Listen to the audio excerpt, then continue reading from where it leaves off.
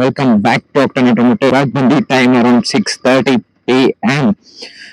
ಈಗ ಏನಪ್ಪ ಪ್ಲಾನ್ ಅಂದ್ರೆ, ನಾನು ಮತ್ತೆ ನಮ್ಮ ಚೀಟಿ ಬಾಯ್ ಅಂಡ್ ನಮ್ಮ ತೇಜಸ್ ಅವರು 3 ಜನ ಒಂದು evening ride of ring road ಹೋಗ್ತಾ ಇದೀವಿ. ಹಂಗೆ ಫ್ರೀ ಸಿಕ್ದಾಗೆಲ್ಲ ಈ ತರ ಒಂದು ಈವ್ನಿಂಗ್ ಅಲ್ಲಿ or at night we go outer ring road ride. ವ್ಲಾಗಿನ ಅಪ್ಡೇಟ್ ಹೇಳೋದಾದ್ರೆ, ನನ್ನ ಗಾಡಿ ಬಂದು 196 ಕಿಲೋಮೀಟರ್ಸ್ ಓಡಿದೆ. ನನ್ನ ಪ್ರೀವಿಯಸ್ ವ್ಲಾಗ್ ಅಲ್ಲಿ ಎಷ್ಟು ಓಡಿತು ಅಂತ ನೋಡ್ಕೊಳ್ಳಿ. 10 ಲೀಟರ್ಸ್ ಆಫ್ ಫ್ಯೂಯಲ್ ಹಾಕ್ಸ್ದಾಗಿಂದ 113 ಓಡಿದೆ. ಹೊಸೊಬ್ರು ಯಾರ್ಯಾರು ಈ ವಿಡಿಯೋ ನೋಡ್ತಾ ಇದ್ದೀರಾ, ಸೊ ನಾನು ನನ್ನ GT ನ 4 days ಆಯ್ತು ಪರ್ಚೇಸ್ ಮಾಡಿ. ಲೀಟರ್ಸ್ ಆಫ್ ಫ್ಯೂಯಲ್ ಹಾಕ್ಸಿದೀನಿ, ಶೆಲ್ ವಿ ಪವರ್ ಫ್ಯೂಯಲ್ ನ. ಮೈಲೇಜ್ ಕೊಡುತ್ತೆ. ಅಂಡ್ ಫಸ್ಟ್ ಸರ್ವಿಸ್ಗೆ ಮುಂಚೆ you are not running it above the engine break in period. So 1000 ಇದೆ, 500 ಕಿಲೋಮೀಟರ್ಸ್ ಒಳಗೆ ಇಟ್ಟಿದ್ದೀನಿ.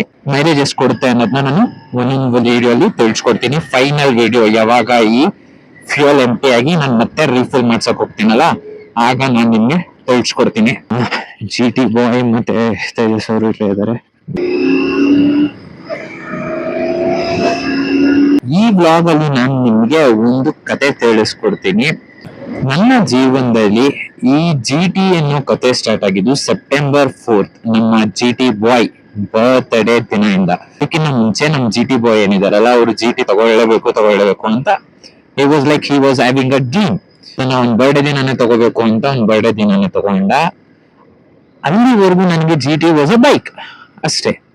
ತಗೊಳ್ಳೋ ನೆಪದಲ್ಲಿ ಅವನ್ಗೆ ಏನೇನ್ ಮಾಡಿಸ್ಬೇಕು, GT ಏನೇನು ಅಂತ ಮಾಡ್ಬೇಕಾದ್ರೆ ನನ್ನ ಇನ್ಸ್ಟಾ ಫೀಡ್ ಅಲ್ಲಿ ತುಂಬೋಯ್ತು GT ಮೇಲೆ ಇದ್ದಿದ್ ರೀಲ್ಸ್ ಗಳಾಗಿರ್ಬೋದು. ಎಡಿಟರ್ಸ್ ಹ್ಯಾಟ್ಸ್ ಆಫ್, ನೀವ್ ಎಷ್ಟ್ ಚೆನ್ನಾಗಿ ಎಡಿಟ್ ಮಾಡ್ತೀರಾ ಅಂದ್ರೆ ಲವ್ ಆಗಿ ಹೋಗ್ಬೇಕು. ಆ ಸಿಗ್ನಲ್ ಬಂತು ಅಂತ ನಾನು ಮಾತಾಡೋದು ಸ್ಟಾಪ್ ಮಾಡಿದೆ. ಸೊ ಆಗ್ಲೇ ಹೇಳ್ತೀನಿ, ಹಂಗೆ ಎಲ್ಲಾ ರೀಲ್ಸ್ ಗಳು, ಆ ಎಡಿಟ್ಸ್ ಗಳು ನನ್ನ ಫೀಡ್ ಅಲ್ಲಿ ತುಂಬೋಗಿರೋದ್ರಿಂದ ನನಗೆ ಲವ್ ಅಟ್ ಫಸ್ಟ್ ಸೈಟ್ ಅಂತಾರಲ್ಲ, ಅವನು ಈ ಗಾಡಿ ಮೇಲೆ ಆಯ್ತು. Specially on this Chrome mister clean love at first side ಆಗೋಯ್ತು ನನಗೆ. September 4th ನನ್ನ ಫ್ರೆಂಡ್ ನಮ್ಮ GT ಬಾಯ್ ಡೆಲಿವರಿ ತಗೊಂಡ್ ದಿನ. Okay, love at first side ಆಯ್ತು, ಬಟ್ ಇಷ್ಟಾನೇ ಬೇಕೇ ಬೇಕು ಅಂತ ಅನ್ಸಿರ್ಲಿಲ್ಲ ನನಗೆ. ಹೋಗ್ತಾ ಹೋಗ್ತಾ ಹೋಗ್ತಾ ರೀಲ್ಸ್ ಗಳು ಬಂತು. ನಮ್ GT ಬಾಯ್ ಗಾಡಿ ಓಡಿಸ್ತಾ ಇದ್ದೆ, ನೋಡ್ತಿದ್ದೆ. ಅನ್ಕಂಟ್ರೋಲೇಬಲ್ ಆಗೋ ಸಿಚುಯೇಷನ್ ಬಂದೇ ಬಿಡ್ತು. ನನ್ಗೆ 3 months ತಗೊಳ್ತು. ಅಂದ್ರೆ ಆ love at first side change ಆಗಿ ಅದ್ರ ಮೇಲೆ ಬೇಕೇ ಬೇಕು ಅನ್ನೋಷ್ಟು ಪ್ರೀತಿ ಬೆಳೆದಿ ಎಲ್ಲ ಆಗೋವರೆಗೆ 3 months ಆಗೋಯ್ತು. ಆ 3 months ಆದ್ಮೇಲೆ I decided, no, I should at any cost get this bike ಅಂತ. ಬೈಕ್ ತಗೋಬೇಕು ಅನ್ನೋದು ಒಂದು ಇದ್ದೇ ಇತ್ತು. ಒಂದು ಬೈಕ್ ಬೇಕು ಅಂತ ನಾನು ಡಿಸೈಡ್ ಆಗಿದೆ. Looking at many other bikes, Apache RTX 300, KTM adventure, ಆಮೇಲೆ ಎಕ್ಸ್ಪಲ್ಸ್, ತುಂಬಾ ಗಾಡಿಗಳು ನೋಡ್ತಿದ್ದೆ.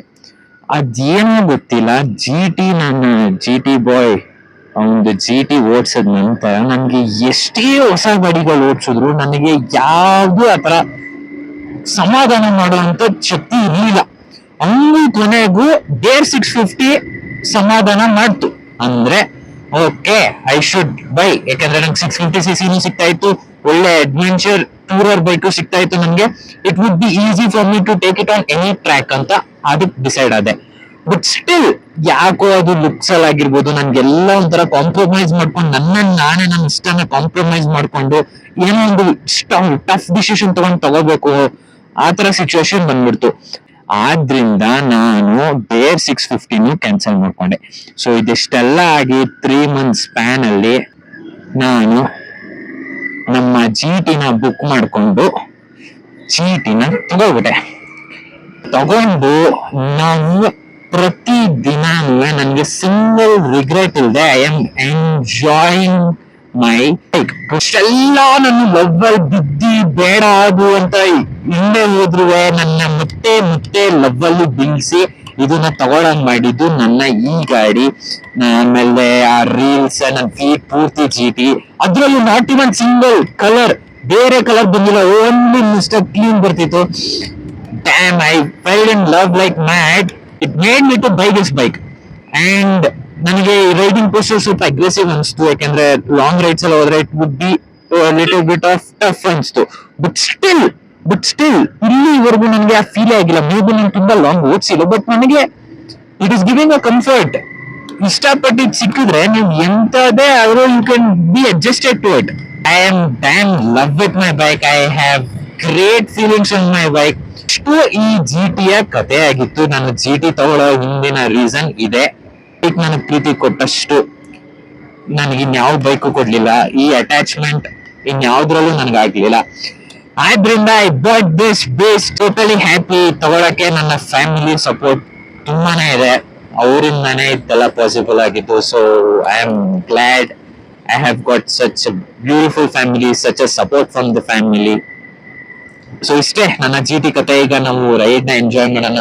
ಬರ್ತಾ ಬರ್ತಾ ಮಾತಾಡ್ತಾ ಟೆನ್ಷನ್, ಸ್ಟ್ರೆಸ್ ಅನ್ನೋದನ್ನೆಲ್ಲ ಮರ್ತು ಬಿಡ್ತೀವಿ when we are blogging. This is the own motive me to go for a ride and vlog ಮಾಡ್ಕೊಂಡು ಹೋಗೋದು ಇದೇ ರೀಸನ್ಗೆ. ನಾನು ನನ್ನ ಫ್ರೆಂಡ್ಸ್ ಗಳಿಗೂ ಥ್ಯಾಂಕ್ಸ್ ಹೇಳ್ಬೇಕು. ಯಾಕೆ ಅಂದ್ರೆ ಅವರು ನನ್ನ ಡಿಸಿಷನ್ಸ್ ಗಳಿಗೆ ಸಪೋರ್ಟ್ ಮಾಡಿ, ನಾನು ಒಂದು ರೈಡ್ ಹೋಗ್ಬೇಕು ಅಂದ್ರೆ definitely they will be ready. ನಾನು ಬ್ಲಾಗ್ ಮಾಡ್ಬೇಕು ಅಂದ್ರೆ definitely they will support me. And content ಅಲ್ಲಿ ಈ ತರ ಮಾಡು ಅಂತ ಹೇಳೋದಕ್ಕೆ they are very well supportive. ಅದಕ್ಕೂ ಥ್ಯಾಂಕ್ಸ್. ಸ್ಪೆಷಲಿ ನಮ್ಮ ಈ ಇಬ್ರು ಫ್ರೆಂಡ್ಸ್ ಗಳಿಗೆ, ನಮ್ಮ ಜಿ ಟಿ ಬಾಯ್ ವಿಪುಲ್ ಮತ್ತೆ ನಮ್ಮ ತೇಜಸ್ ಅವ್ರಿಗೆ ಥ್ಯಾಂಕ್ ಯು ಸೋ ಮಚ್. ನಾನು ಪ್ರತಿಯೊಂದು ಬ್ಲಾಗ್ಸ್ನು I try to keep it around 7 minutes until we grow up on some time. So ನಿಮ್ಗೂ ಬೋರ್ ಆಗ್ಬಾರ್ದು. ಸೊ ನಿಮಗೆ ಯಾವಾಗ ನಮ್ಗೆ ನನ್ನ ಬ್ಲಾಗ್ಗಳು ಇಂಟ್ರೆಸ್ಟಿಂಗ್ ಆಗಿದೆ ಅಂತ ನನಗೆ ಅನ್ನಿಸ್ದಾಗ I try to make it more longer. ನಾವು ನಮ್ಮ ರೈಡ್ ನ ಕಂಟಿನ್ಯೂ ಮಾಡ್ತೀವಿ. Will take a U turn ahead and will just go back to a points.